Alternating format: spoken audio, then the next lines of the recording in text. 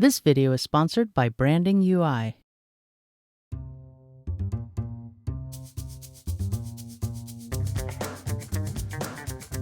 I'm going to show you essentially two techniques that are going to help people who are beginners and advanced, and anybody can use this technique, no matter if you're a Photoshop user, InDesign user, designer, photographer, whatever. So we all take pictures, and sometimes we take lovely pictures, but the sky doesn't really help. We want more dramatic skies with clouds.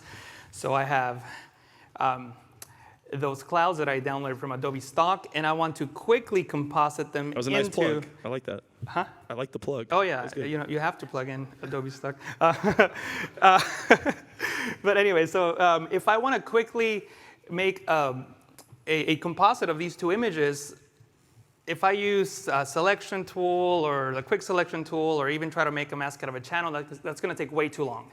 So instead, what I recommend you do is double-click on the side of the layer to bring up the layer style window. Then you can blend layers by using their RGB channel. So if I select the blue channel, that's where you're going to have most of the information for the sky. And you can quickly make a really, really complex selection by clicking and dragging on the blue black point, and the sky comes through like so. I can split that in half, and I can reposition the sky if I need to.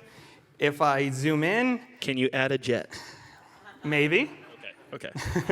So as you can see, the selection was made very, very quickly. How much time do I have? Oh, I have plenty of time. Wow. I know the naysayers may say something like, well, what about if I create an adjustment layer, like an exposure adjustment layer, and adjust the exposure? The blend changes because the blend F is using the luminosity of the channels to create the blend, but if I change the luminosity, then the blend changes. Well, you can actually get transparency. Look at the layer thumbnail. You see the layer thumbnail, how you can see the sky? I can actually create transparency and create a layer mask by simply right-clicking on the layer and selecting Convert to Smart Object.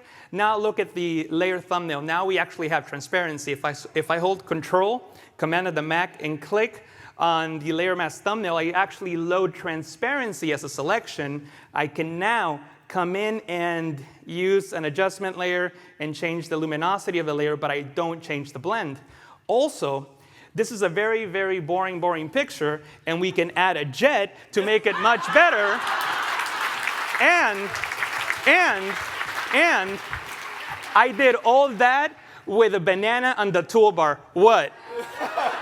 With 20 seconds to spare. 20 seconds to spare. Well, I hope you enjoyed this video. If you did, be sure to give it a like and subscribe to our channel. And for thousands more how-to articles and tutorials, visit our website, CreativePro.com, and become a member today. Thanks for learning with us.